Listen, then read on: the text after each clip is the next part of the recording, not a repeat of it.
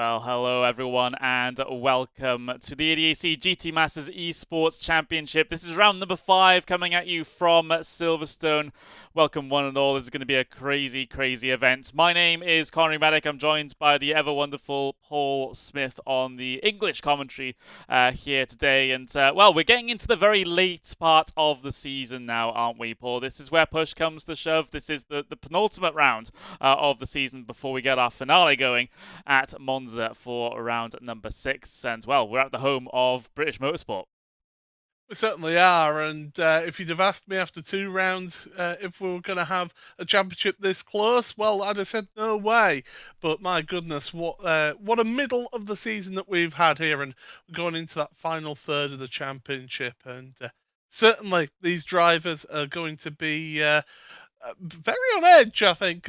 Certainly the ones at the top of the standings, but Silverstone, it's a very fast, tricky to get absolutely right, but so much fun is this track. And you look at that, just 1 week's time to the finale at Monza. So these drivers don't have a lot of time between these 2 rounds. Not a lot of time to prepare for one of the fastest circuits on the calendar. In fact, we got 2 rounds at the end of the season, which are very fast in terms of average top speed circuits. But less about the circuit, more about what's going on in the championship, because it is Spencer Bonnke ahead by only 2 points over Christopher Högfeldt. Högfeldt, of course, having an absolutely fantastic start to the season, gaining a whole boatload of points through the first couple of rounds with very admirable finishes. However, he's been lagging behind a little bit in recent times. He's allowed the likes of Ben Spanke, Jack Heathy, Erhan Jajovski to get back onto his tail, so to speak. Bonnke, like I said, only leading by 2 points at the moment. Still all to play for with regards to the championship. You can still count Jack Heathy and even potentially Erhan Jajovski in this one as well. Oh, Jajovski had such a good round at Zandvoort, didn't he, as well? So that really did set his stall out for the second half of the season. But, you know, Keithley, he's been there or thereabout all season long. You never write off the Williams Esports driver. But Ben Spanke is the driver on form right now for Door Esports Asher Racing outfit in their Teams Championship, which we'll get to shortly. And he just seems to be the driver with a real air of confidence about him coming into the final 2 rounds of this championship. He certainly does, and well, we'll see how the balance of performance factors into this one, because there was a little bit of drama this morning. It was a bit of a late announcement, at least by normal standards, with regards to the balance of performance coming into this round. So that's what the drivers have been having to deal with over the course of this morning and this afternoon to try and get themselves used to the new figures with regards to the engine power penalties and the ballast that gets added to the car to enforce the balance performance as well. But more about that later on. We've got ourselves our team standings up there as well. And, well, you thought the driver standings were close. The team standings, well, there's only 1 point between Door Esports Asher Racing and Williams Esports at the very top there. Williams and RHG not too far behind either. So this is shaping up to be a great end to this championship, Paul. Usually we get to this stage of the season and we see one team or one driver by far and ahead, just absolutely crushing everyone else. But we've got multiple parties, both in the Drivers' Championship and in the Teams' Championship, that could take all the glory at the end of the season. Yeah, you certainly do, and don't write off the Williams and R8G combined team as well from the Teams Championship of Wisniewski and Jajovski. Don't write those 2 drivers off, because they've been good. I mean, Jajovski, you just look at his last round. Wisniewski was very unlucky in the first race last time out in that sprint race, getting that suspension damage towards the end of the race. But yeah, that Teams Championship, it's given it a new dynamic to this championship, I think, and it really has paid off bringing this Teams Championship on. Yeah, it really, really has. It's another element that we get to talk about. Let's have a look at the Pirelli Pole Position Awards. This won't be too relevant for the first qualifying session here today, given that it only counts the qualification for the endurance race a little bit later on. We'll get onto the format here in just a second. But, well, we've had 4 different pole position sitters in the second races over every single event this season. Does that trend continue? It's the easiest story you can think of. Well, yeah, I mean, you think of it, it's pretty much the same as last season, isn't it? Where that that pole position award really came down to the last round of the championship, and I could see that happening again here in this series. And don't forget there's a prize pool for that. Also, fastest lap award is going to be on offer as well today. So definitely, some extra bits of awards and prize money for those drivers to fight over. There's the schedule for today. We have, our qualifying session is actually underway right now. Drivers just getting themselves their out laps completed. That will be 10 minutes long before we head into our first race of 15 minutes. Once that's over and done with, we'll have a little bit of a break, and then we'll get ourselves qualifying for race number 2 started. That's, of course, where they also compete for the Pirelli pole position award as well. Race number 2 will be 30 minutes with a required stop for fuel and tyres at some point during the middle of the event. So that's what throws a strategy curveball with regards to this series. But let's get live pictures from the track then. There they are, out there getting themselves their warm-up laps completed to start their first flying laps. And well, here at Silverstone, certainly slipstream is a big a huge factor in terms of how fast you're able to go around here, and I wouldn't be surprised if all the teammates try to come together and get themselves their qualifying laps done. There's the R2 Arnage cars, so they're working together out there. I have to wonder to see if any of the Esports cars, there we go, there's a gaggle of Esports cars all getting themselves ready, all weaving down the circuit to get those tyres into the right operating window. And, well, all of this clumping together is for good reason. The way you go fast here in qualifying at Silverstone is just to try and find yourself in one of the slipstream chains.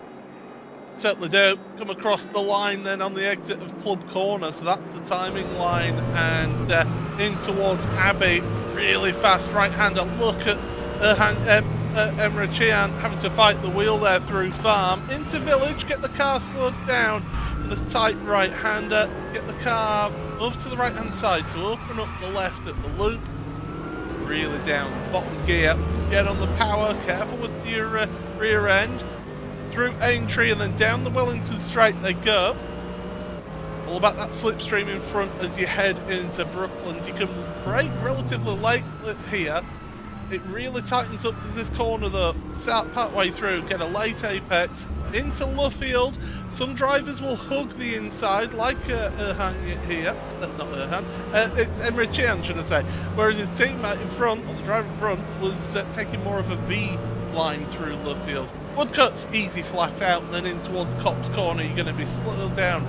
Change gear, down through the right-hander, back end, not cooperating. It's not in the best of handling laps for him, but Maggots and Beckett, this is a real challenge, and it's such a joy. You're slowing down for each one of these apexes here.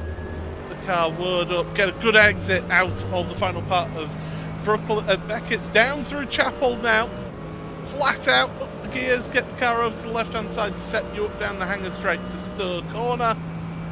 Got a slow car on the inside, they're getting out the way, but we're not bothered about that. Again, the car sliding around, you can see the steering being fought with. Onto the brakes, in towards, through the Vale, in towards Club Corner now. Tight right-hander, over the curb on the right here. Double apex right-hander at Club. Avoid that sausage curb if you can. Cross the line, and there you go. That is a lap of Silverstone, and look at those lap times that are coming in so far.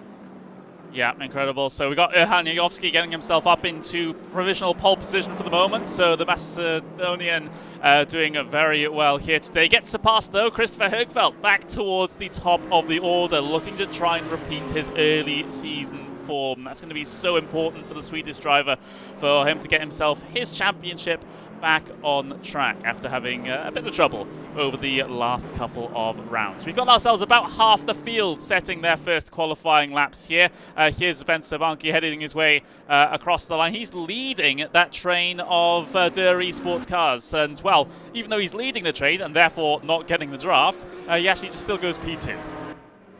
Certainly does, and he's done a very good job. So the question is now, are they going to return the favour, get back out there, and see how they can go, because you've not got a lot of time remaining here. And don't forget, when the clock strikes 0 here, that's it. That's the end of qualifying. You do not get to finish your lap. Unfortunately for us, we don't get to see the last half a minute of qualifying, because our on-screen graphics come up to tell us the grid before everyone has crossed the line. But right now, as we see Page then, 27th, not set a lap time. This car, this Porsche, is the only car that has not got any sort of balance and performance adjustment to it. It is 100% power, and it is no weight ballast to that one. Every other car on the grid has got some form of penalty, be it ballast or engine power reduction.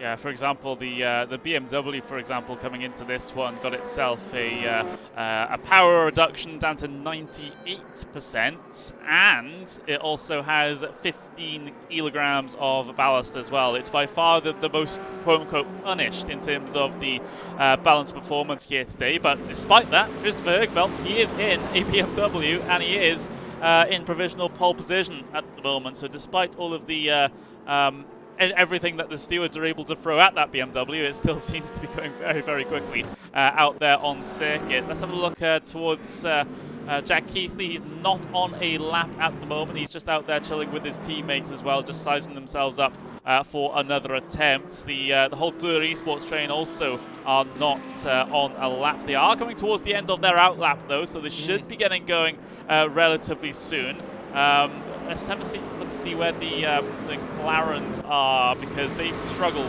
so far this season. There's Moritz Lohner. He's second in line at the moment, so should be getting a decent help from the tow on this particular lap. But over the course of this season, we have seen that McLaren struggle to get up to speed. There was one round where it was half decent, but and it was at Nürburgring, I believe. Yeah.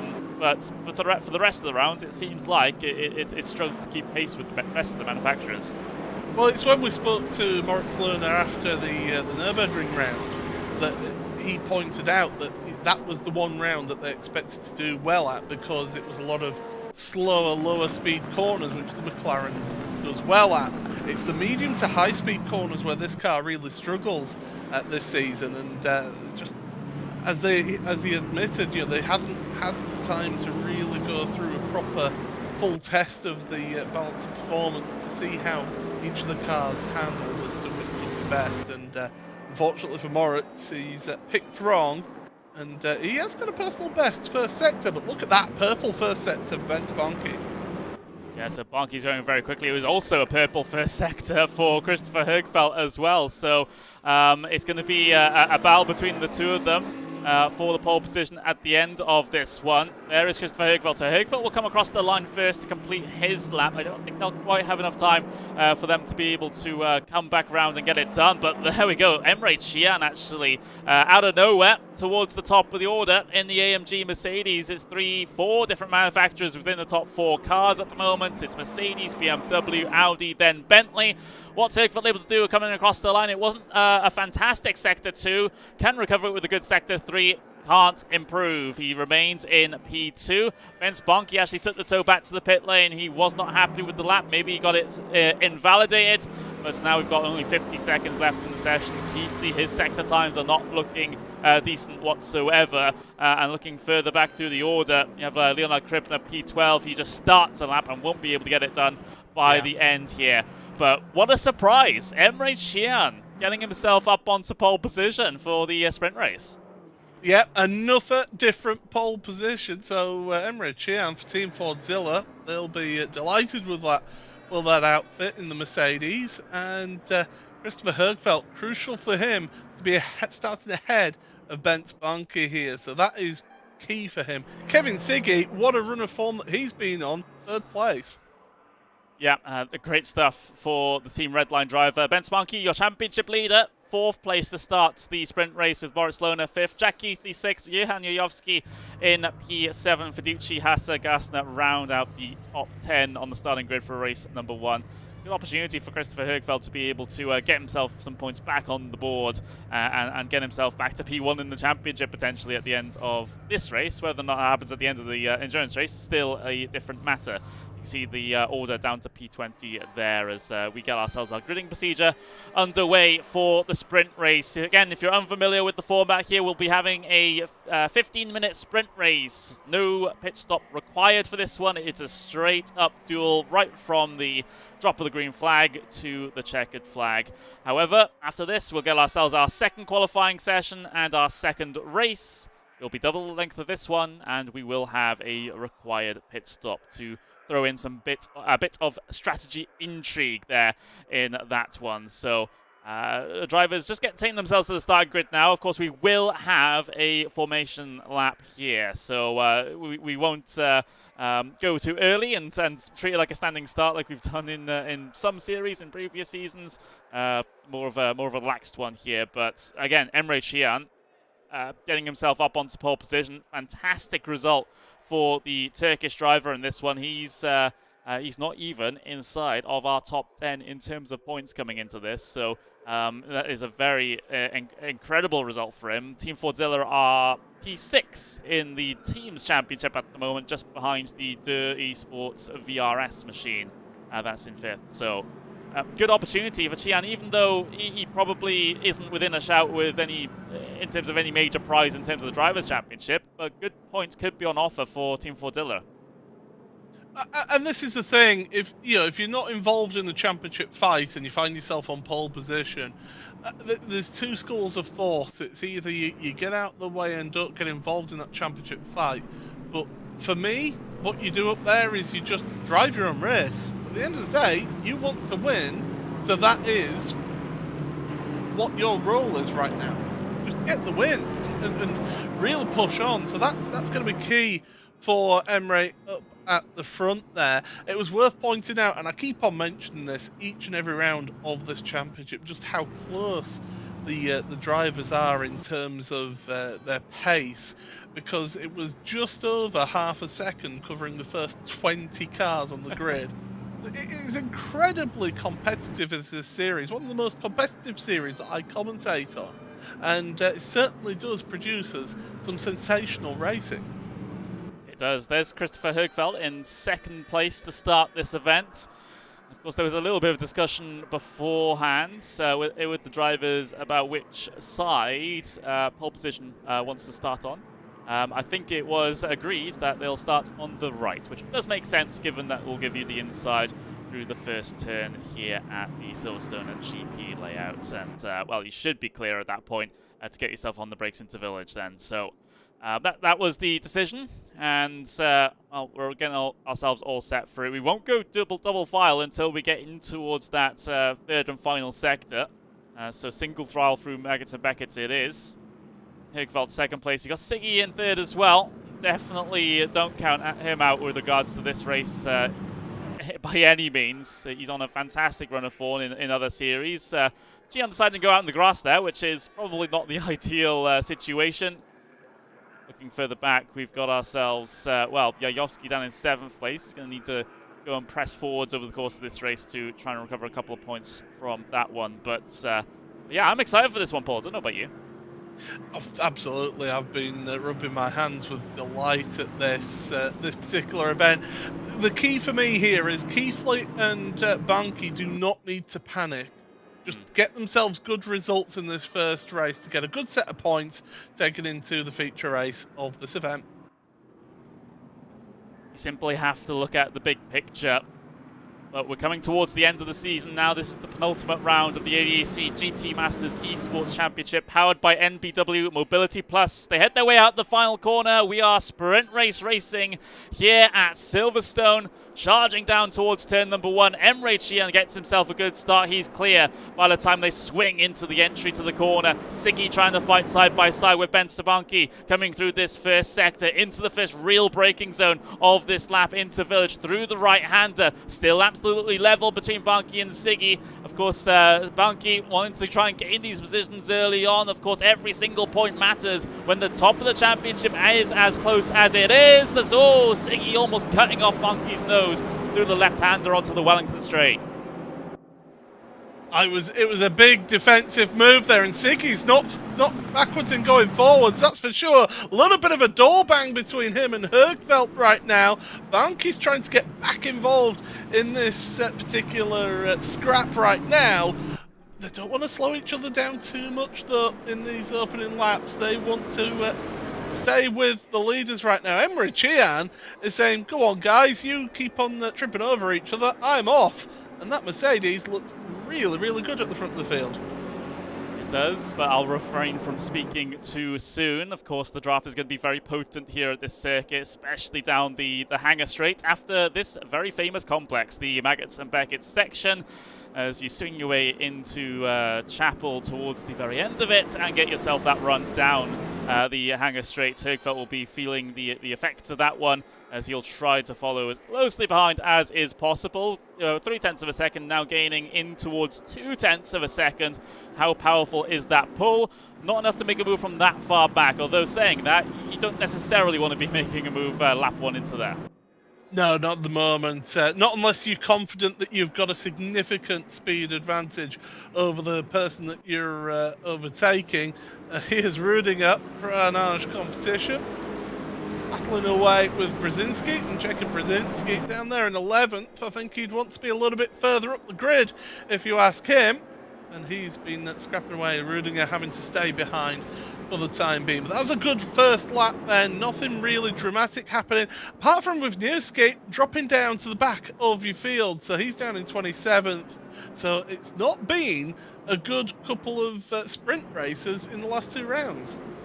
Yeah, it hasn't been, but thankfully for Wisniewski, we are not under the same set of circumstances, the same rule book as last season where we had that whole reverse grid situation. So we do have another qualifying session to set the grid spots for race number 2, so he doesn't have to worry about the bad fortune from this first race carrying on over into the second. It's more the worry about the loss of points really for Wisniewski rather than the starting position for race number 2. Things still relatively calm though at the very front. We have, of course, had our opening lap of well, great battling between Siggy and Banki, and of course Hergveld getting himself being a target in that situation as well. But things calm down a little bit here at the front of the field. No one wanting to press on and make moves so early, although a little bit further behind. You do find fighting as Hasse and Jajovski dueling it out through Maggots and Beckett. It's always such a sketchy section of circuit to go too wide through. It's definitely a huge loss in terms of time if you do that and you're trying to fight with a competitor. You make the move into Maggots and you just hope that the other driver is going to be really accommodating to you making that move. It's not the easiest part. It's very much a 1.5 line part of the circuit there because of the fact that the way through Beckett's one corner feeds into another. So if you do go too wide, you're compromising both of you at some point through that section of track. But they did sort themselves out with a little bit of door banging, a little bit of paint swapping. But this is GT racing. These cars can handle that right there. But I tell you what, Jajovski, he'll be wanting to be a bit further up the field because of how he performed last time out at Zandvoort. But right now, just a little bit outside, just on the edge of the top 10, and he's the outsider in the championship, is Jajovski, so he wants to move forward and move forward quickly. Siggy wants to move forward as well. He's forced Hergveld to go defensive into Brooklands, and just can't quite get the move done. Looks for the inside to open up in towards Luffield, but no gap through there either. I think that might have been a mistake from Hergveld in that first sector to lose that much time and to pile this pressure onto the back of himself.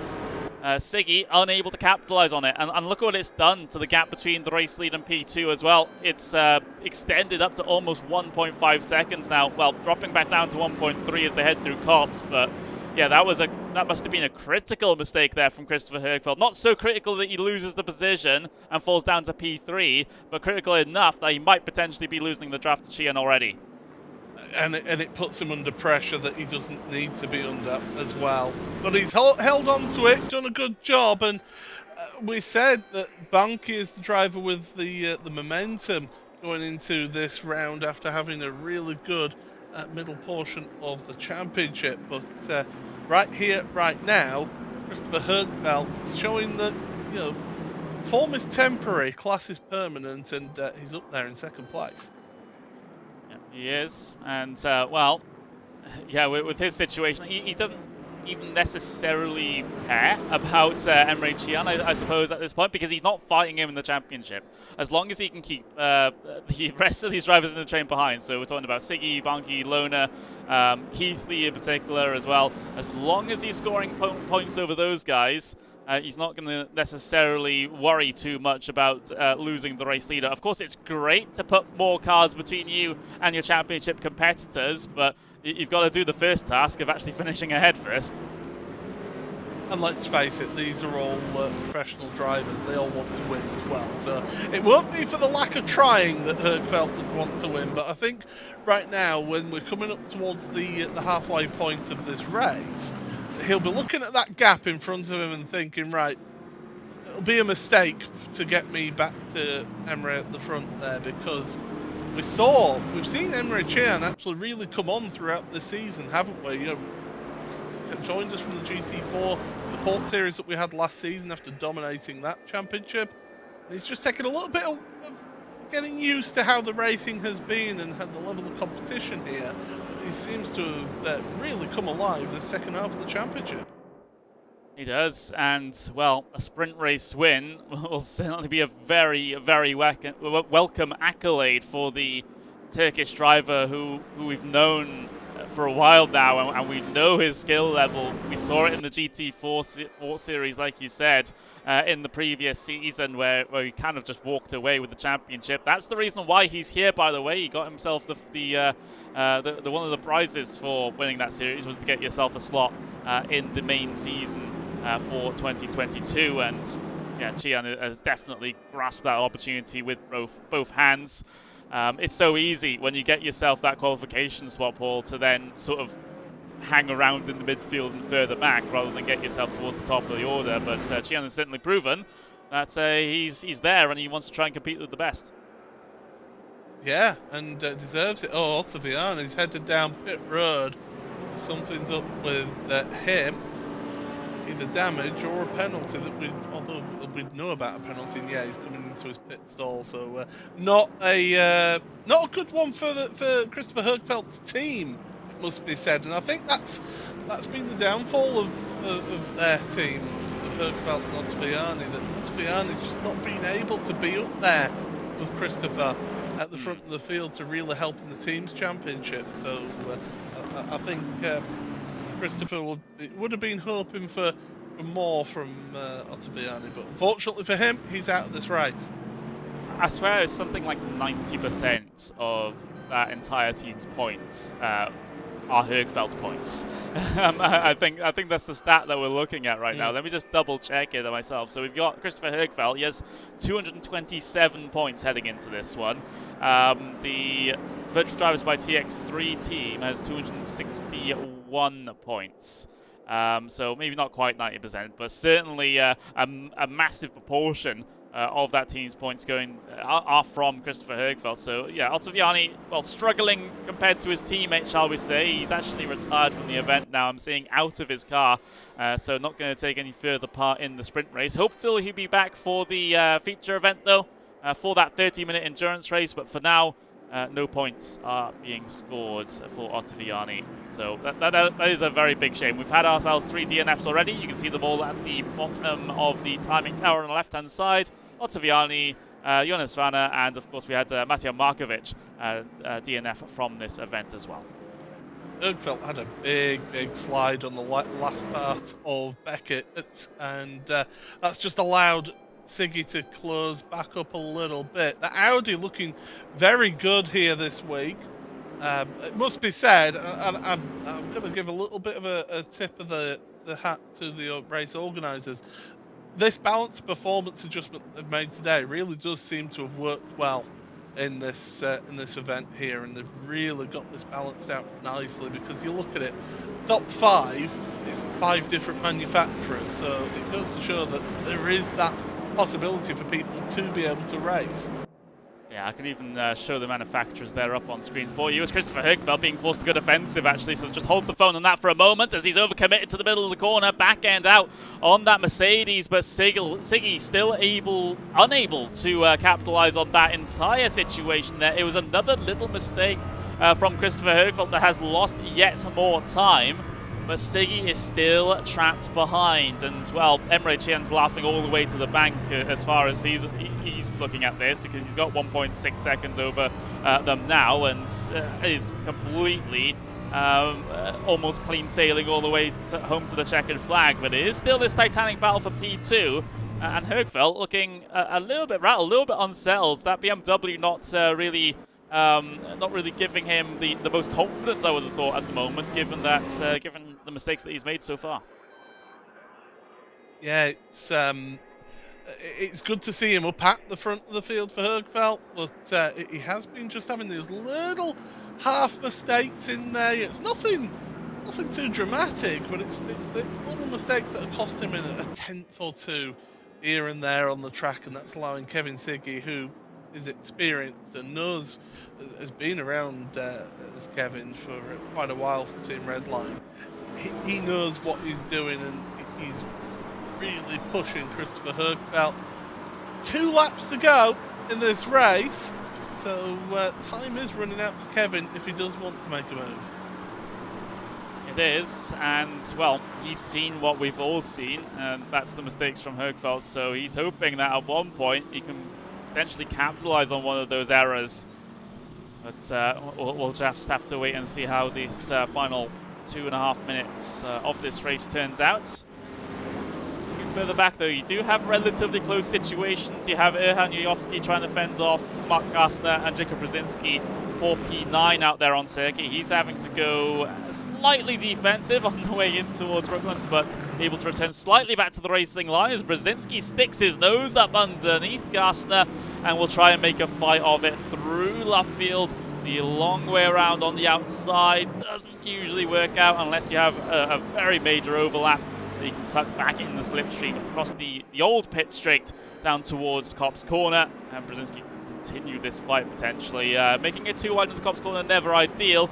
Not close enough to do so in this instance, but yeah, the battle brewing here just outside, or rather for that final top 10 spot. Yeah, Gassner giving back what he got from Brzezinski, going through Brooklands into Luffield. So, oh, you want to lean on me? All right, I'll lean on you, buddy. It's eye for an eye, and that's absolutely fine. You know, that's Rubbins Racing here, and certainly they do know how to compete really hard. But you can see how around this track you really get these battle packs form. You get drafting packs form here, and you usually end up with 4 or 5 cars just sitting together in a queue. And right now, looking forward, all these drivers now, they're starting their final lap of the race here. So there's the confirmation. There's Emre Can heading his way through to start the final lap. He has almost a 1.5 second advantage back to Christopher Högfeldt, so pending any dramas, Emre Can should have this one in the bag. Högfeldt, he's holding strong for the moment. He hasn't had these little mistakes over the last 2 or 3 laps at least. So as long as he gets the traction coming out of these big acceleration zones down the straight, he should be able to fend off Siggy. He still feels the need to go all the way towards the inside there, coming down the Wellington Street. Returns back to the normal entry point for Brooklands, slightly wide through the corner. Siggy's able to close up just that little bit, coming through Luffield now. It's still 0.3 of a second between them on the exit of Luffield. And well, Siggy's next big opportunity now is possibly going to be going down in towards Stowe if he can get a good run through Maggots and Beckett. I think that Högfeldt was defending fresh air there, if you ask me. He didn't need to do that move, and Siggy, this Audi just doesn't seem quite as good through the high-speed corners as that BMW in front of him. So he needs the half a lap of his life, does Kevin, to get onto the back of Christopher and to get on close enough to make that slipstream count right now, but it's just too far back. It's not going to work for him down the Hanger Straight. Yep, just a little bit too far. It's not going to work out for the Team Redline driver, so good defensive drive for Christopher Hergfeldt as long as he can negotiate it through Stowe and then on the brakes down in towards Vale. Will there be a big dive for Siggy? I don't think so from that far back. He'll follow line astern. Should be all right and all A-okay. A little bit of a drift out of the corner for Hergfeldt. But Emre Cihan is the man of the moment. He comes across the line to pick up his first win in this series. It's a sprint race win, but a win nonetheless for Emre Cihan, our championship winner of the support series last time out. He gets himself a win in the main event, in the main series. Yeah, that was a nice Tuesday evening drive for Emre Cihan there. 1.2 second lead over Christopher Hergfeldt with Kevin Siggy in third place. But crucially for Hergfeldt, he's not worried about Cihan. He's worried about Bonke and also Jack Keithley as well out of that. So he finished ahead of him. That's crucial. Yeah, absolutely. Siggy, well, he'll have to remain as a podium finisher from the sprint race.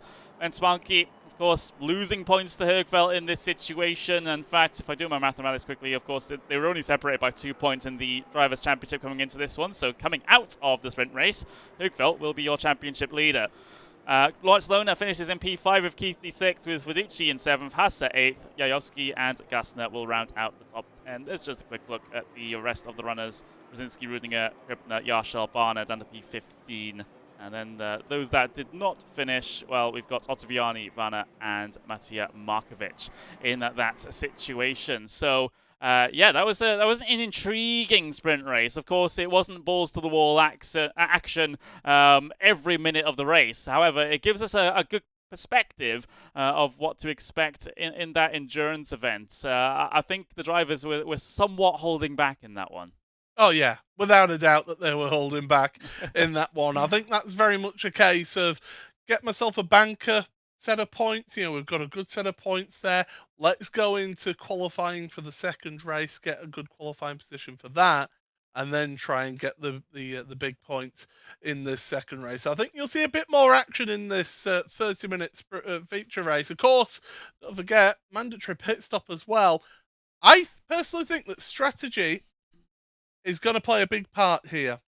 You want to try and stick with some slipstreaming partners out there and go as long as you possibly can.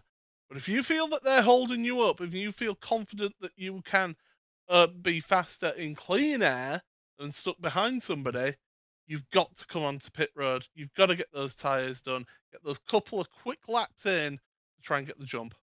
Yeah, and that's where teammates are going to be a big help. Of course, the drivers have all been paired up with a teammate, no matter if they're part of the same esports team or not, here in this one. So at least you have that one person. However, that one person might be a Dur esports driver who wants to run with the rest of the Dur esports cars. So it's kind of a little bit of an awkward situation sometimes in that respect. But yeah, you're absolutely right. You do want friends out there for this race to be able to ensure that you have some help, you have some slipstream on the on your outlaps once you come down on towards pit lane. So for Dur Esports, they're going to be working together. Of course, a driver that really can't really work together with anyone else at the moment is Christopher Hergfeldt, unless Ottaviani is able to get himself a fantastic qualifying and get up there and try and help him in some respect. But given the how the course of the season has run so far, I find that very unlikely.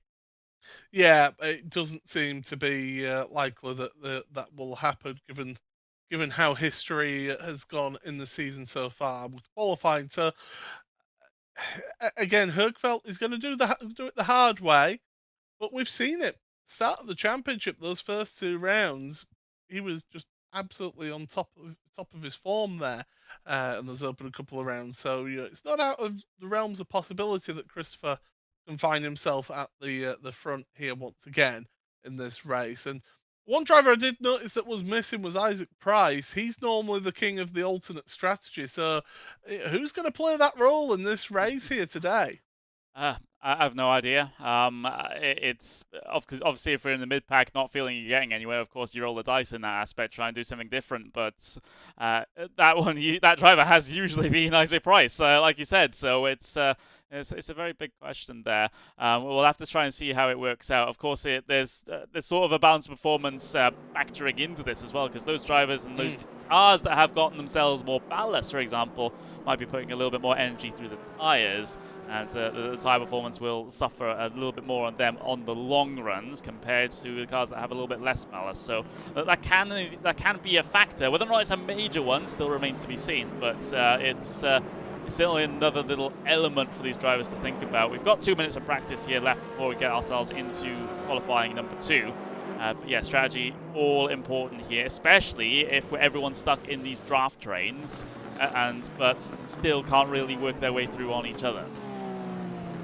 Yeah, I mean, you talk about those balanced performance adjustments, the Bentley and the BMW with the biggest weight penalty on them. Then it's the Mercedes and the McLaren with the Corvette, and the Audi with the lowest amount of ballast that can be applied, and obviously the Porsche, as I mentioned, no balance of performance adjustments at all for that car. So it's very, very much going to be a case of get the qualifying out the way, make sure your qualifying works and goes well for you, because that is going to be crucial as to how you then approach the race. If you can start the race near the front of the field, not necessarily on pole position, but at the front of the field, then you can really set yourself up nicely to have a strategy that works for you. And that's the important thing, isn't it? You know, a strategy that might work for others might not work for yourself. It all depends on, you know, how you've set up the car, you know, what factor of car you are, what sort of driving style as well. Do you tend to save the tires a little bit better than your peers, or do you decide that you want to chew them all up and then go for an aggressive strategy in that sense with trying to pull off the overtakes? You know, it's all relative.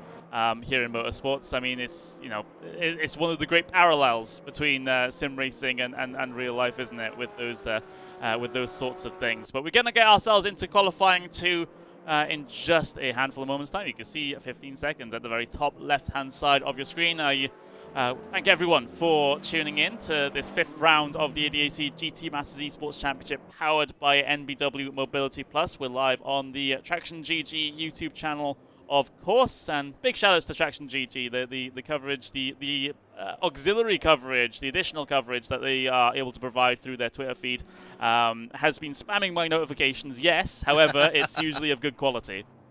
Yeah, absolutely, and yeah, thank you very much to the Traction GG team for letting us bring you this entertainment here on a Tuesday evening, and certainly it's always a joy and a pleasure to be around here to give you this action. Don't worry about the speeds that they're doing in the pit lane. In qualifying, there's no pit lane speed limits. You don't need to worry about that. It's only in the race where you have to worry about your speed limit there. But drivers out on track, and again, they'll be preparing the tyres, preparing the car for this qualifying. And this will be a crucial qualifying, and I have a funny feeling that Ottaviani's job out there is to give Högfeldt the slipstream. Yeah, that's definitely going to be the way that things are done between the 2 virtual drivers by TX3 cars. Unless Ottaviani's really feeling it, I would hazard a guess he might not even get the opportunity to run up behind Högfeldt in this situation, because usually what you see in these sorts of qualifying sessions, you see it in Formula 1 as well. One driver will give their teammate the draft, and then the agreement was that they swap around at some point over the course of the session to be able to return the favour. However, Ottaviani's really nowhere in terms of Drivers' Championship points at the moment, and well, Högfeldt has it all to lose, so why not always giving him the draft on these qualifying laps? Now, one thing that they could do here, though, is that they could, if they're cheeky, tag onto the back of the queue of cars that's in front of them, and be able to nick a slipstream off of them for Ottaviani. So you could get yourself in the back of a queue that you know is around about your pace, and let's face it, in this series, when there's been literally thousandths of a second separating cars out there, get yourself into the back of that queue. That's not a bad thing for Ottaviani. That'll help him give the slipstream for his teammate as well. Lots to think about over the course of this qualifying session, because remember, we had the surprise pole position from Emre Can in the AMG Mercedes. So if he's able to do it, then some of the drivers might be thinking, okay, if I get myself a lap from the gods here and get myself a good slipstream that no one else may be able to get, maybe I can start on the front row of the starting grid here today. It's certainly great when that happens. Well, great for us in terms of entertainment value, and of course the viewers seeing someone different towards the top of the order than what they usually see. However, for the drivers fighting for the championship, they are certainly wishing that does not happen. Remember though, the Pirelli Pole Position Award is in effect for this second qualifying session. So so that is the championship that you're going to see up on screen for you right there. Currently, it is, well, all tied between 4 drivers. Each driver has 1 pole position each here. So Christopher Hergveld, Jackie, the Moritz Lohner, Erhan Jajovski have all gotten themselves race 2 pole positions. And, well, with Emre Can's performance in qualifying 1 today, there's no reason to think that we won't have another different pole position sitter for this second event. If it's equal at the end of the championship, they all have to have like a timeshare of the championship trophy or something of that. It is incredibly close, and it's been great to see that we've had those different pole position drivers at each and every different venue. So it really shows that it really can be down to the track and down to the driver. Vince Banky, here we are, as the driver gets way out the way then, obviously abandoning their lap there. We're slightly off-putting with that, I would say. Well, it wouldn't be for me anyway, but these drivers, they certainly will be pushing things to the absolute limit, and they won't get distracted by things like that. There shouldn't be. If there's one place where you do want to be tunnel vision to the driver, it's on a qualifying lap, right? Yeah. This is where you give it your absolute utmost 100% concentration. Qualifying really does test somebody's ability and concentration and hitting their marks. As look at that, Chian and Jajovski, the top 2 right now as the first qualifying times come up on our screen. But this is the second group then, and Banky, as Hergveld goes provisionally on pole position, but Banky is going quicker than Hergveld. He is for the moment, so we'll have to see whether it results in provisional pole position for the driver of Benz Banky from Slovakia, of course, coming through the Vale chicane at the end of his first flying lap, now getting himself into club corner. What's the lap time going to be for Ben Banky? Is it good enough to go up pole position? It is not. It is half a tenth of a second shy of Christopher Hergveld's time. So Ben Banky P2 for now. There's certainly still opportunity in the latter part of the session to get another lap in for Ben Banky, but for now it is Christopher Hergveld on provisional pole position here today. So that's great situation there for the driver that now, if we did the mathematics, would currently lead the championship after that sprint race. Of course, like I said, trying to return to his early season form. Looks like he's got into the groove here. Even though we saw a couple of mistakes from him in the sprint race, he was still able to hold on to that second place and the good haul of points that comes with it. But what Hergveld would really need at this stage in the championship to make his life just that little bit easier is a race win.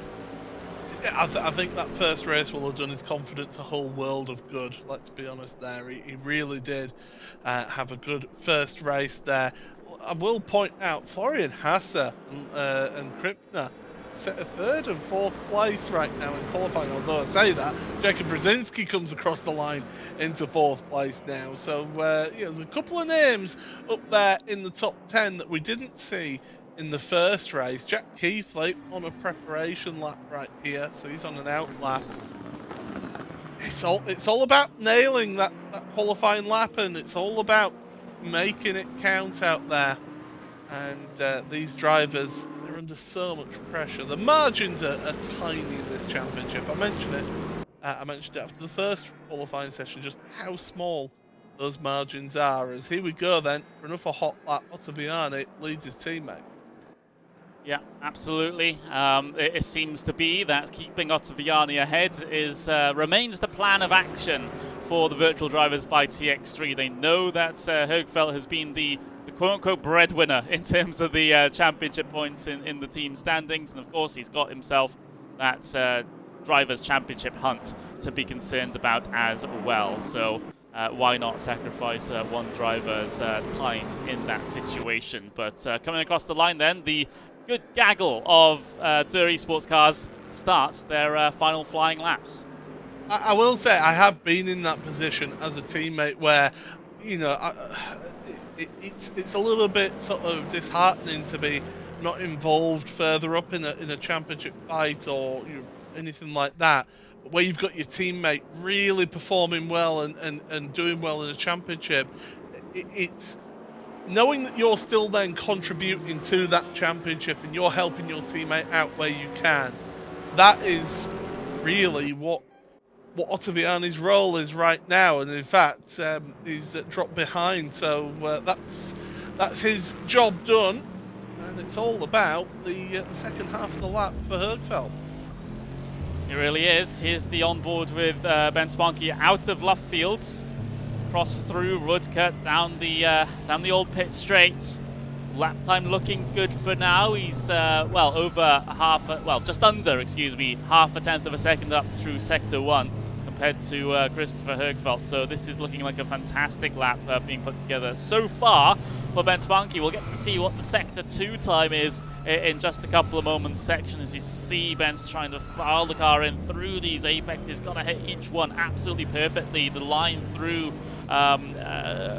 Maggots to Beckett is just so sensitive in terms of the maximum lap time you're able to extract from it. Spanke did go purple through sector 2 there, but then of course the colours have reset, so someone down the field must have gone just that little bit faster. It was actually Christopher Högfeldt. So now this lap time is not looking so good for Ben Spanke. He needs to do it all through the final sector now to get that purple time on the board and deny Christopher Högfeldt another race to pole position. Spanke out of the final corner. Is he able to do it? Charge to the line. P2, and still P2 by just a tenth of a second behind the Swedish driver. Högfeldt takes pole position, unless there are any surprises in the latter part of this session. But that one got very close at the end. Högfeldt was able to improve his time just in time. And it was crucial that he improved his time by what he did as well, because Spanke would have been ahead of him had he not done that. Kevin Siggy got himself up into 4th place right in the closing stages, although saying that, Jack Keithley now comes across the line and gets that 4th place, and we're just as frustrated as you at not being able to see that, but there you go. But my goodness, what a close qualifying that was. But Christopher Högfeldt, that's our first 2-time pole sitter. First 2-time pole sitter for race 2, of course, in this situation. That's the only one that counts for the Pirelli pole position award. There are the starters down from P11 through P20 there. Nothing too out of the ordinary. Of course, Wisniewski starting in 11th place. He's hoping for a little bit of a recovery here in the endurance race compared to his sprint race performance. So gridding procedure underway then, and this is going to be the second to last endurance race of the season before we get ourselves to the finale in Monza. Still the stage has yet been set here. We'll get ourselves a better picture of the championship coming out of this event to see, just try and conjecture and try and work out what's going to happen at Monza and all the different permutations which will give certain drivers the championship win at the end of the day. Of course, we're going to break the calculators out for that one, I'm pretty sure, but we're still a week or so away from it. We got to get Silverstone out of the way first. Yeah, I think I'm going to have to build a spreadsheet for that one there. It certainly is going to be a case of it's not going to be back of an envelope maths like I did last week. That's definitely going to be a spreadsheet job as that one. But Christopher Högfeldt, this is what he was needing here this round. He needed to finish ahead of his championship competitors. He's had that poor run of form in races 3 and 4, weeks 3 and 4 of this championship.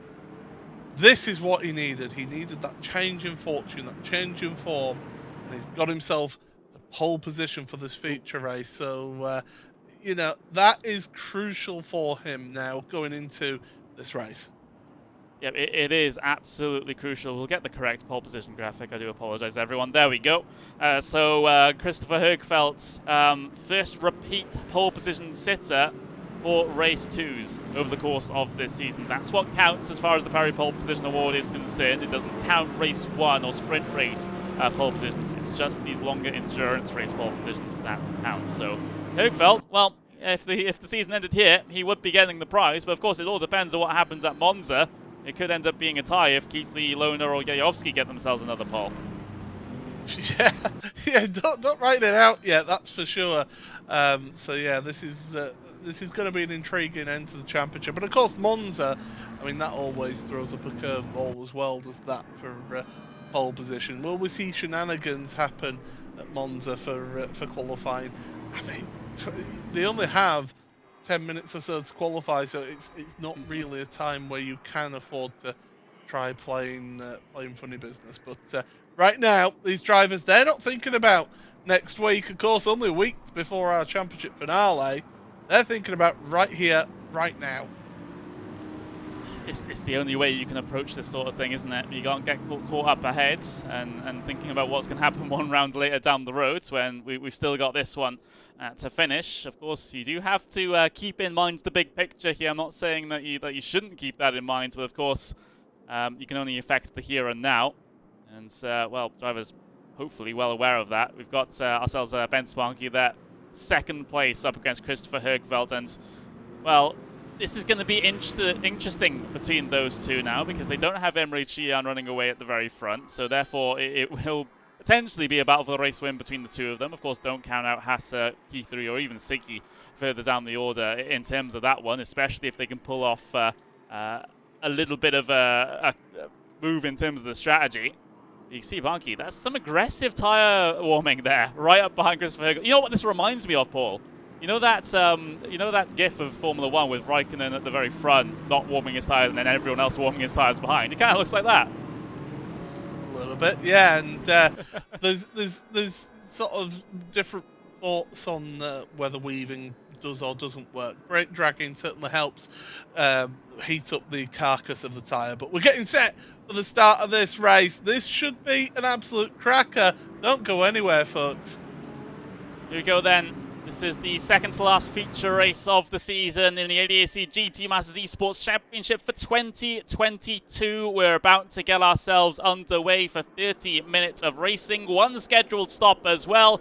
We get the green flag signal here at Silverstone. Högfeldt immediately moves over to take the race lead in towards turn number 1. Ben Sparky filing in second place. It is a battle between Keithley and Florian Hasse. Oh, there's been a big incident, a huge amount of smoke at the very back there. Otto Viani, Vanna, we've got Attila Dinya all involved in that one in the early stages. And oh no, someone spun in front of the traffic. It's Keithley. Keithley spun in front of traffic. That's going to be huge in terms of the championship. And he's got himself beached on the curb. Oh, he's just about able to get himself back onto circuit. But that is huge for Keithley in terms of the points.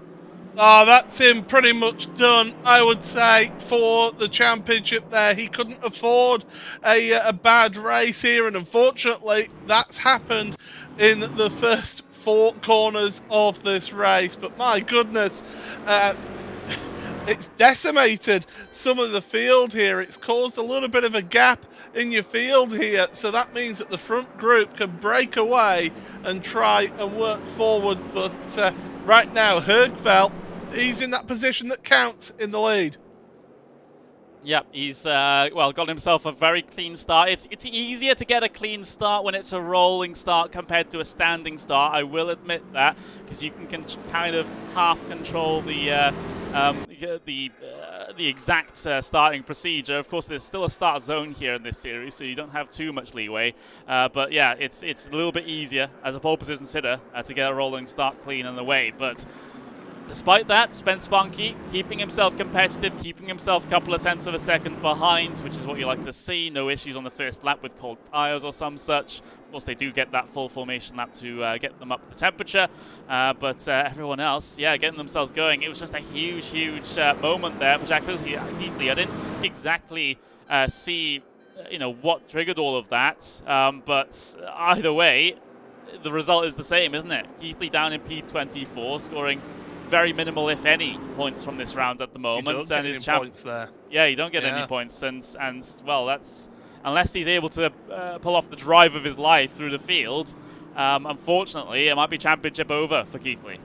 And the question for me is, does he have damage to that car now? How is that going to affect him out there? He's still running, he's still in this race, so don't count him out of scoring any points, but this is very much a case of try and get as many positions now as possible, because he needs to get just as many points as possible to mitigate what has happened here.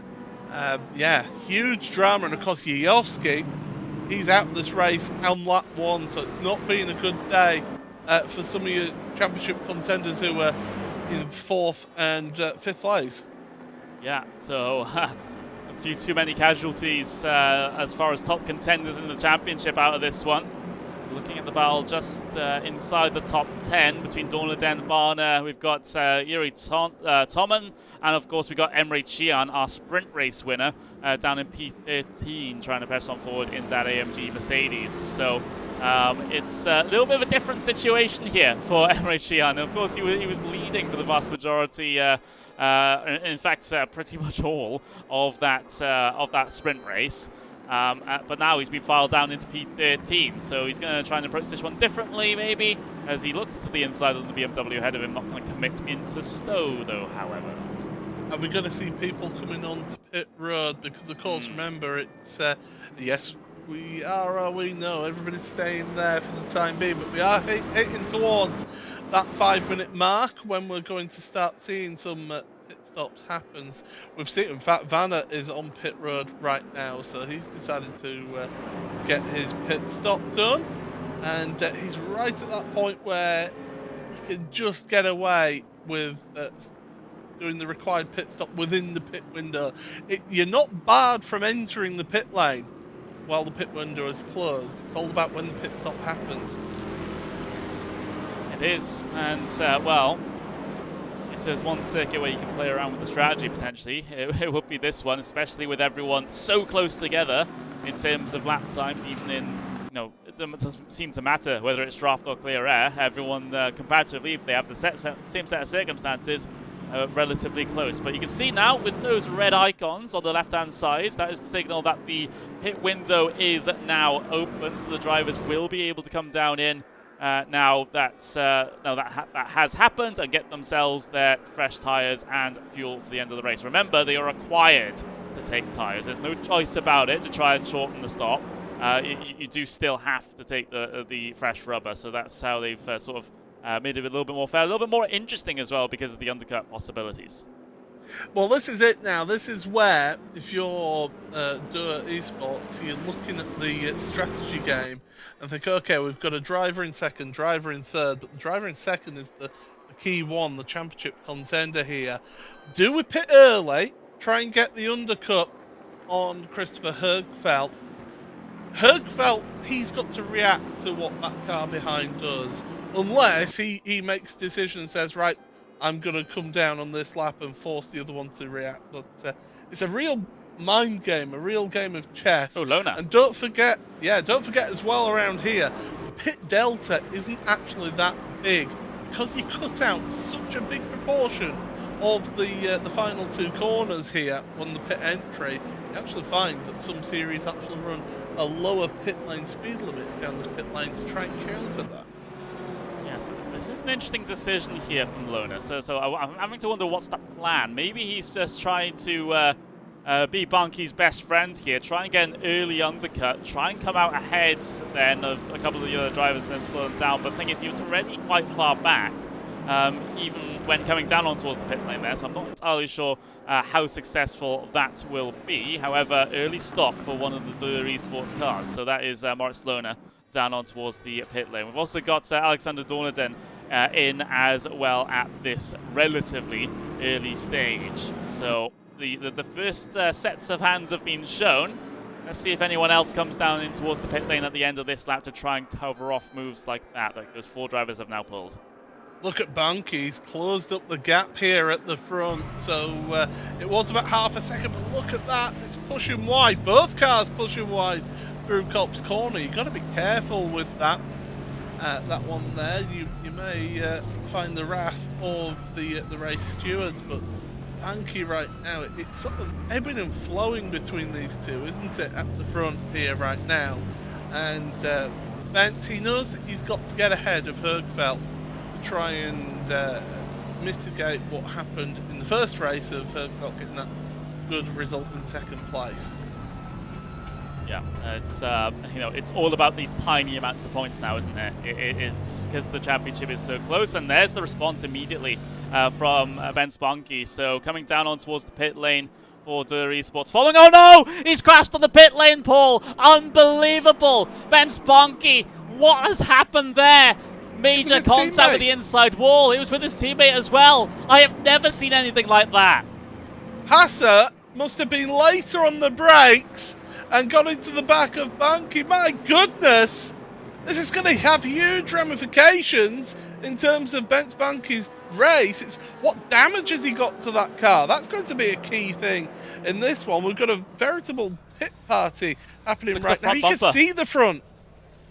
Oh no, the last person you want to make contact with, Paul, is your teammate. And that's exactly what Hassa's done, it seems. It wasn't the best camera angle. Maybe you can go back on the live VOD to go and watch it. Unfortunately, we can't do replays here on the actual live stream itself, but that is absolutely huge. And it plays into Christopher Hergfeld's hands now. That was a massive, massive moment. Hergfeld, if he's able to come across the line, take the race win here, he's gained a whole boatload of points over all of his closest championship competitors. Drive-through penalty for Yarshel as well, and Seaman. Yeah, so 2 drive-through penalties there. Hergfeld, he's surely got a race engineer with him working this one, and he'll be told, okay, Bunky's crashed. We need a really good lap, get in nice and clean, get your pit stop done and get out in front, because Bunky right now, you look at him, he's lost out to Hassa, lost out to Siggy and Moritz Lerner. I don't think Lerner will fight him too much, but the question is, can he catch Lerner? With that damage to the front of the car, that will affect him with the aerodynamics of that Bentley. I mean, it's a bit of a brick in the first place. It does have the it does have the grunts to try and push through that, though, in most circumstances. But yeah, that damage is certainly not going to help his situation.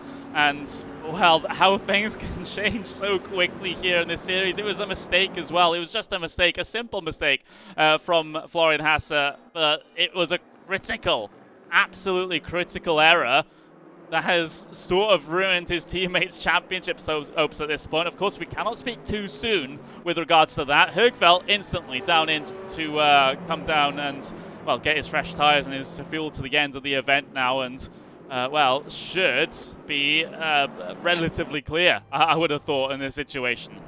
I mean, he had to pit this lap. As soon as that happened, and as soon as Ben Spunky came onto pit road, he had to respond to that, because the fresh rubber does make a huge difference on the first 3 or 4 laps with those fresher tyres. If you stay out longer than everybody else, then you do see the advantage that those fresher tyres give others out there. So Hergfeld, he's already out of his pit box and he's away. Where's he going to come out? He's ahead of Hassa, and it's a comfortable lead as well. That is absolutely lovely for Christopher Hergfeld. That is, well, on the edge of trying to break the slipstream as well. I don't think he's fully got it broken back to Florian Hassa, and I don't know if that McLaren has quite the straight line speed of the BMW, even though the BMW has lost 2% of its engine power in terms of the balanced performance over the course of this one. Maybe Hergfeld will still have the opportunity to try and pull away. There's the battle for effective second place, though, between Florian Hassa and Kevin Siggy now, with Moritz Lohner in the background just watching this as well. And Spence Spunky a bit further down the road hasn't quite been able to close in on his teammate, so it seems like the performance of that Bentley significantly hampered by the damage. I think we've got to look at Ben Spunky's lap time, compare that to Christopher Hergveld the next time that they come across the... Oh, no, not the next time, but Hergveld in 2 laps' time. Compare the two to see what that damage is doing to Benz, because Banki was sticking with your effective race leader, Christopher Hergveld. He was sticking with him at the front when he pitted. I mean, they always say the person that you don't want to make contact with is your teammate. The person that you don't want to make contact with is your teammate who's fighting for a championship. Yeah, that entire situation was absolutely unbelievable. Again, I did say that, you know, I've never really seen anything like that. Not, you know, particularly not in sim racing, not even in the real world either.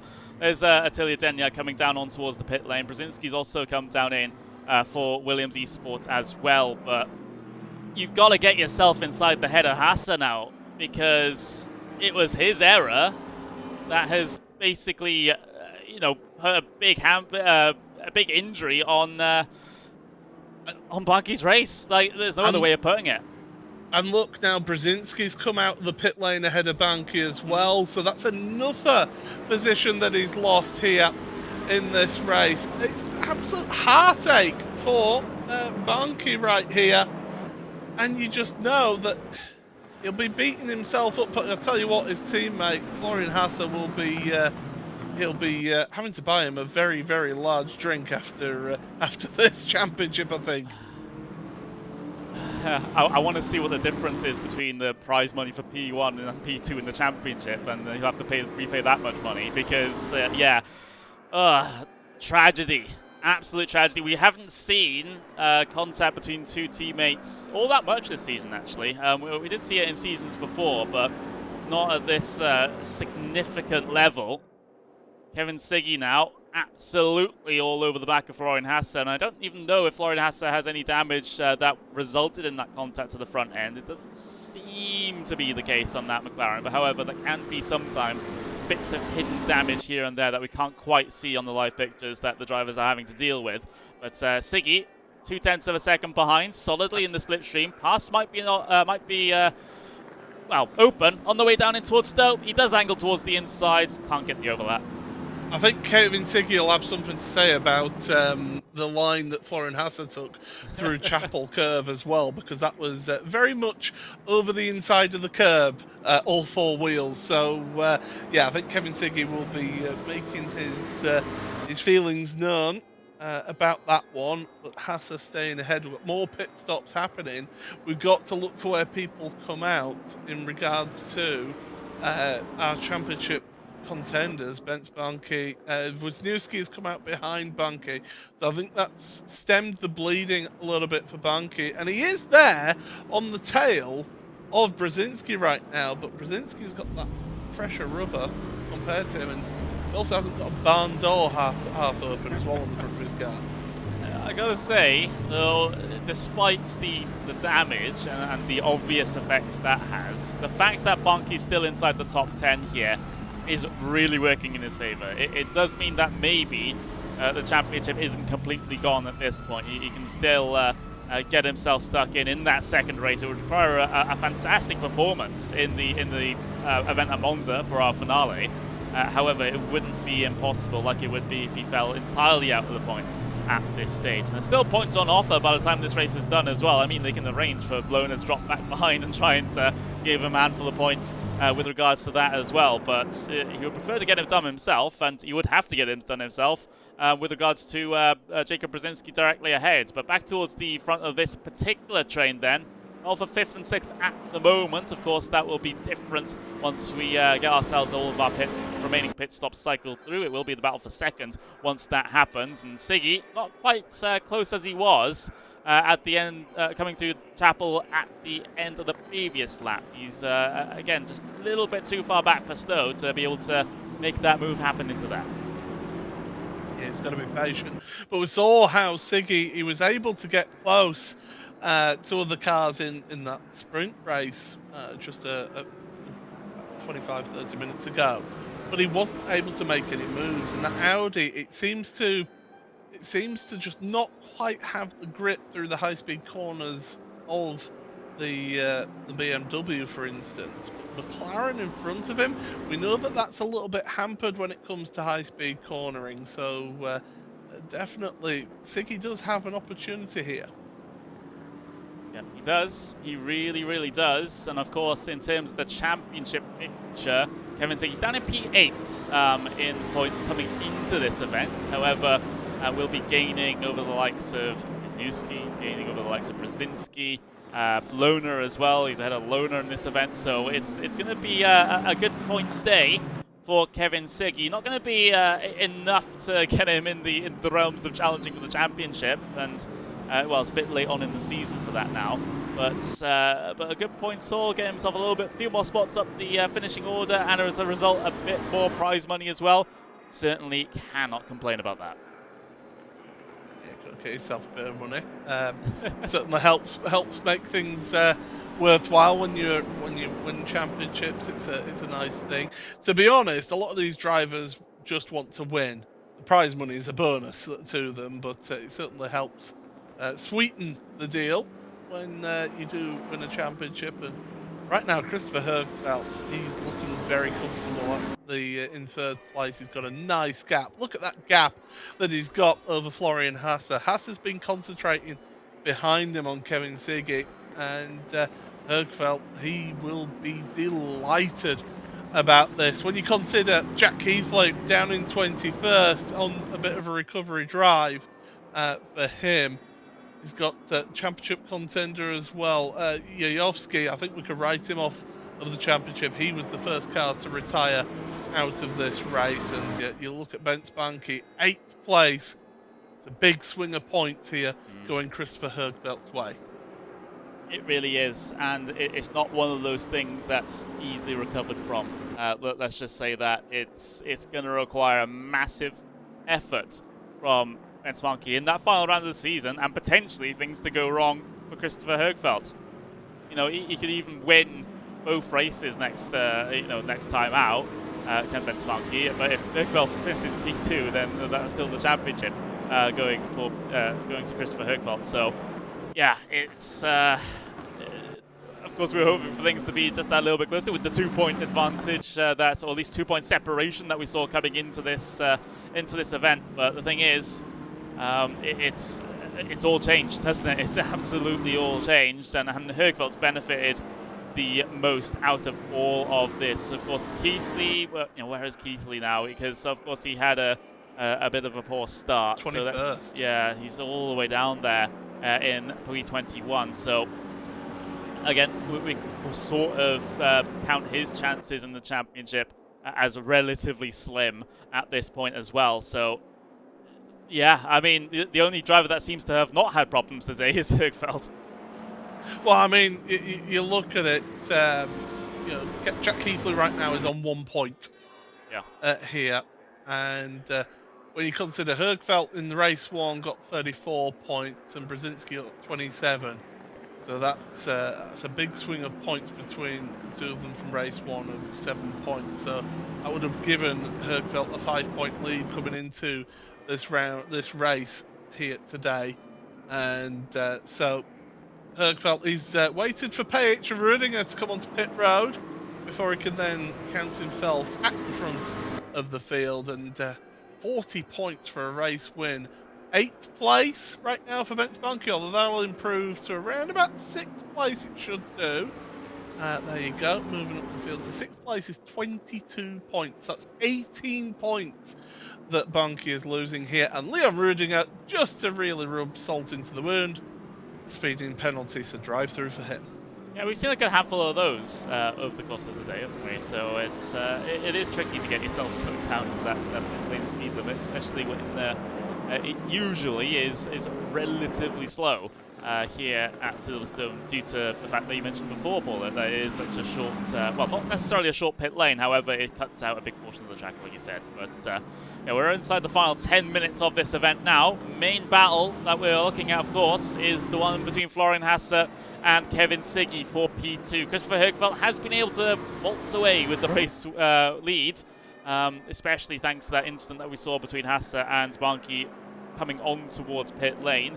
That sent Bunky directly into the Armco barrier on the right-hand side and severely damaging his Bentley. He still resides in P6 though, so still a good amount of points for Bent Bunky. However, is it enough to completely be comfortable with the situation heading into the final round? I somehow do not think so. So unless something catastrophic happens here in this battle for P2, Bunky is going to have a tough discussion with Hasser after this one, I suppose.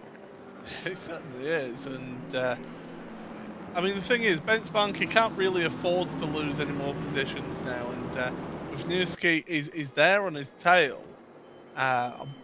Again, I'm interested to see what the sort of lap times are that Bunky's getting out of that car, that severely damaged car, compared to people around him. I mean, Brzezinski seems to have been able to pull away slightly from him, not by much though, it must be said. And Wisniewski, fresher tyres because he pitted late at the Bunky, so he'll be looking to try and take advantage of that. And if ever there was a place where you can overtake, it is Silverstone. It's a nice wide open track is this one, so drivers do have the opportunities out there. Apologies everyone if you're hearing a couple of beeping in the background of my microphone. That was the fire alarm. It seems to be sorted now, as my partner should be all over that and getting that sorted. And well, Siggy looking down towards the inside at Brooklands then to try and get this position done for P2 over Florian Hasser. Hasser swings it around the outside. Careful not to overcommit and carry too much speed through the middle of left field. That will compromise your situation coming off the corner. But Hasser's got it all covered. And now Moritz Lohner breathing down Siggy's neck as well.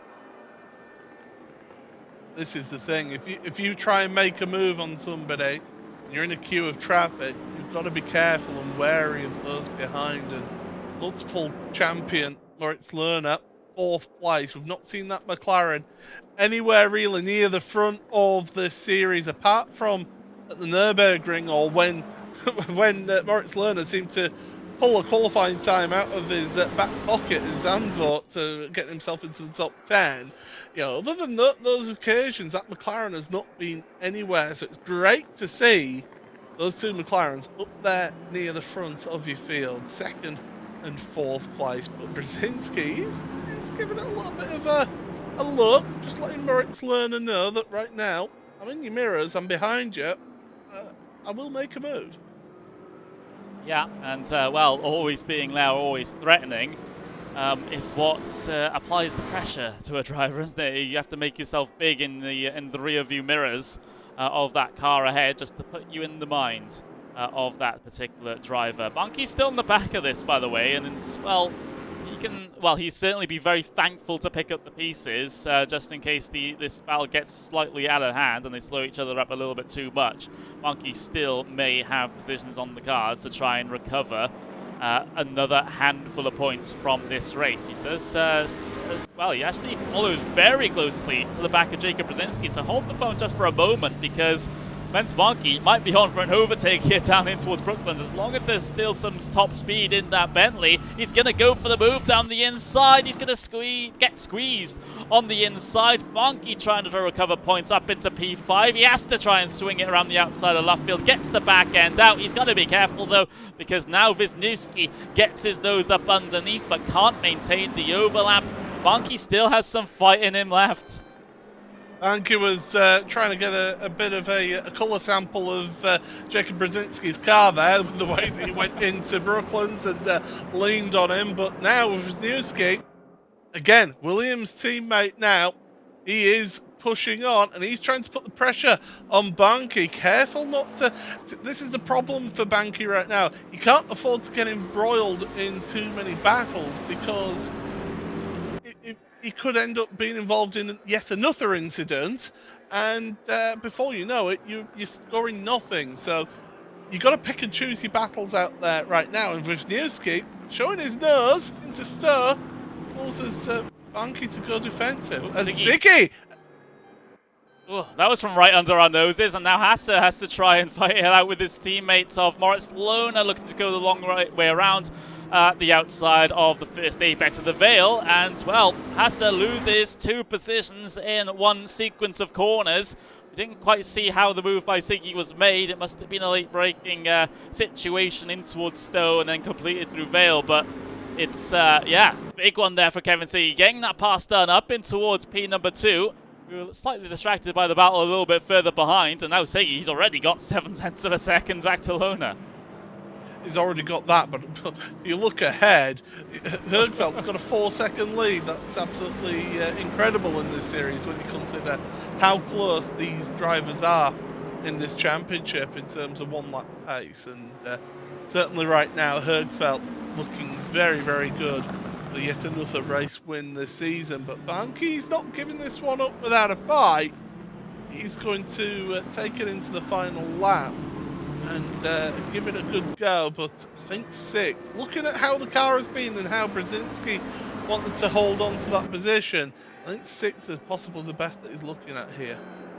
Yeah, possibly. Although, if he's able to get past Brzezinski, then 100% Lona and Hasse will let him past, and he finishes odium after the after the big incident that we saw. So if Hasse would want to repay him here, and it would be the case that the Door Esports cars will not necessarily let him go, but just make it very easy for him. Yeah, to just sort of get it within the rules, shall we say. But for Banki, task number 1, get past Jacob Brzezinski by any means necessary. Let's ride on board with him on the way down in towards Stowe Corner. Not as potent in a straight line as before. That Bentley, of course, because of the damage that was sustained in that incident on the pit lane entry. But Banki has shown no fear with regards to trying to show the nose or get past Brzezinski for the moment. Still not going to have that opportunity in towards Vale, though, and they will be coming across the line to start the final lap. Yeah, this is it then. One more opportunity, and if you're Banki, the best opportunity is going to come in through Village and the loop. I think that's going to be the big one. Get the run out of there, down towards Brooklands. He's made one look already a couple of laps ago. And we could be looking at yet another one for Bounce, but again, got to be careful of that car of Wisniewski behind, because Nikodem is looking very, very dangerous behind. But that's a good run from Banki out of the loop through Aintree. This is the opportunity. It absolutely is. Just a handful of more points for Ben Spanky. He really desperately needs it for him to get the points as close as possible heading into our finale at Monza.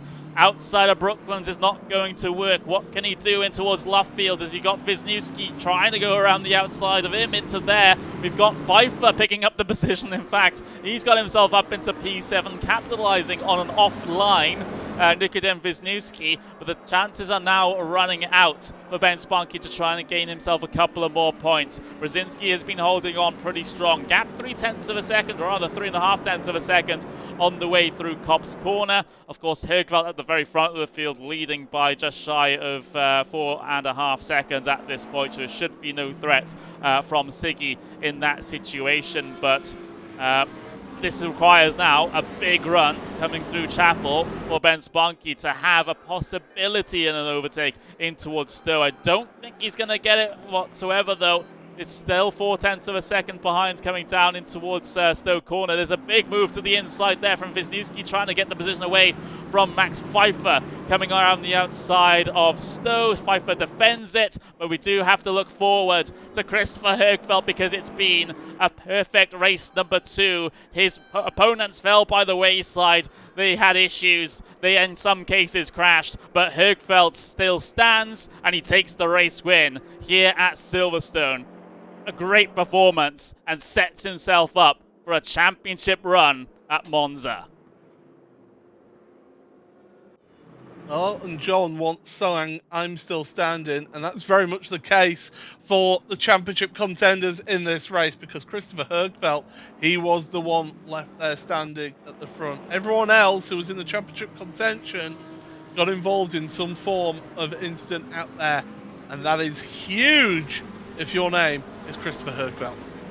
It is. We were kind of worried about him through the middle of this season where he wasn't able to put up the same results he did at the start. However, he is back on form, it seems. Christopher Högfeldt takes the race win for the feature event here at Silverstone. Siggy's second place, very respectable for the respectable finish for the the Team Redline Audi, then Moritz Lohner getting that McLaren up into P3, which we certainly weren't expecting today. We got Florian Hasse in P4 in the McLaren as well. Brzezinski P5, Barnky P6. I mean, at least he's scored himself inside the top 10 there. That's certainly something to take away. So the championship isn't done yet for Barnky, but it's going to be a big task heading into Monza. Pfeiffer, Wisniewski, Krippner, Dorneden round out the top 10. And then, of course, we look at our second page of results. Emre Cihan, that's our sprint race winner, finishes P11 in the second event. We've got Barner, Rachel, Unser, Ottaviani rounding up the top 15. Vanna, Wittvoet, Pinches, Keithley down into P19, not having a good day at all, as he had his issue with potential contact with Dory Esports, apparently, according to one of our comments. But either way, spun in front of traffic through the first sector on the first lap. Garsner, P20. Then Page, Dinia, Rudinger, Toman, Fiducci, Yarshel, and Jajovski. Jajovski was one of the drivers on the outside looking in as far as the championship is concerned, and he doesn't have a good day whatsoever either. My words, that was a pretty chaotic race in many definitions, Paul. I just can't get that instant out of my mind between Hasse and Barnky. That should never happen, but it did. Yeah, I'm gonna say should and if are two big words in motorsports, and unfortunately for Banks, it was Florian Hasse who got into the back of him. It's so easy when you're running that close behind and you're coming onto pit road.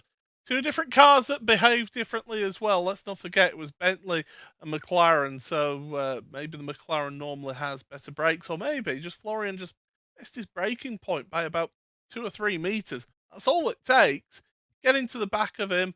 Of course, because those drivers are hitting those brakes so hard to get down to the pit lane speed limit, the back end of the car is light. It's almost in the air.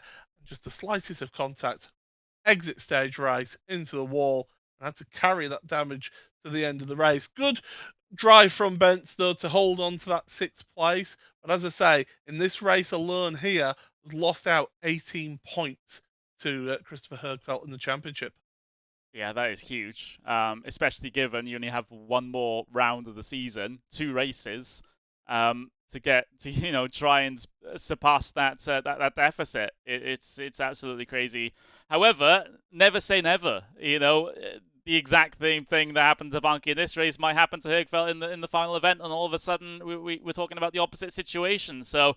But the thing is, ideally as a driver, you don't want to be counting on that, right? You want to be winning a championship based off of what you are able to do out on circuit and not what happens to anyone else. It's not necessarily within Barnky's hands now whether he wins this championship or not. And that's it. And you hear about it a lot in a lot of team sports. You control the controllables. You do everything that you can, to coin the phrase from the New England Patriots, you do your job. And all that Bence Barnky could do now is go out there to Monza next week. We've only got 1 week to wait for the championship finale, folks. Go out there next week at Monza and just put in the drive of his life. All he can do is do pole position win, to have any hope of challenging Christopher Hergfeldt, and hope that Hergfeldt has one of his bad rounds like he had in the last couple of rounds of the championship. Here's the thing, though, Paul. Just looking at this event, who do you think got the fastest lap awards? Because it might be someone you don't expect. I would have said someone like Florian Hasse, or even a Kevin Siggy, just being up there near the front. But you're going to throw me a curveball, aren't you? Yeah, the motorsport.com fastest lap awards goes to Jack Keithley. So that's an intriguing one. A driver that we saw have an issue on at the very start of the race, fall all the way back through the order. Still quick enough to get himself the fastest lap award. That's an extra €300 in his bank account. So congratulations to Jack Keithley from Williams Esports there. I guess it's small consolation, right? Yeah, he won't be thinking about that. He'll be thinking about how he's only scored 3 points in that second race by finishing where he did here. So, yes, it's a consolation. €300 is nothing to be sniffed at. It's a nice amount of money to get a fastest lap in a race, but he won't want that. He'll have wanted to have been up there at the front, challenging and fighting for the top positions right there. He knows that pretty much that's put a big X against him in terms of a championship. Really, it's between Banki and Hergfeldt right now, especially after what happened in that second race here today. Well, let's have a look at the exact points then, because I do have them in. Of course, this is pending stewards review. However, you can say that Christopher Hergfeldt is on 301 points at the moment. So that is an advantage of 23 points over Ben Spanky in second place. So that's the margin that we're looking at heading in towards Monza. Jack Keithley, still, despite the bad performance in race 2, he's still P3 in the championship. So I have to argue, looking at that now, Paul, the only ones that can really mathematically win this now are Hergfeldt and Banki. It's going to be a straight-up duel between those two heading in towards Monza, with Hergfeldt with the huge advantage. Hergfeldt needs to not finish races next time out for Keithley to have any hope of winning that championship. It's good to show that proves that my mental arithmetic is still good, because that is how I figured it out on the fly there for the championship standing. So yeah, 23 points.